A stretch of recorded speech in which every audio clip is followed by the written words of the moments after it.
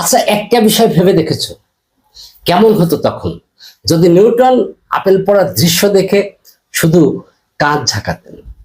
কেমন হতো যদি টমাস আলভা এডিসন প্রথমবার ব্যর্থ হয়ে থেমে যেতেন?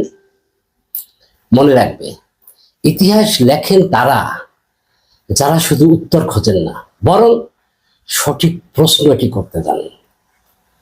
বিজ্ঞানের মূল শক্তি হলো কেন। হ্যাঁ, কেন? এই প্রশ্নবোধক চিহ্নটা। কৌতূহল হলো আমাদের সবচেয়ে বড় চালিকা শক্তি। প্রযুক্তি আমাদের এত শক্তি দিয়েছে যে এখন তুমি কেবল প্রশ্নই করতে পারো না, বরং তার উত্তর খুঁজে বের করতে পারো এবং সেই উত্তর দিয়ে একটি নতুন পৃথিবী তৈরি করতে পারো। প্রশ্ন করা বন্ধ করবে না। হ্যাঁ, প্রশ্ন করা বন্ধ করবে না। তোমার পরের প্রশ্নটি হয়তো পৃথিবীর পরবর্তী বড় আবিষ্কার।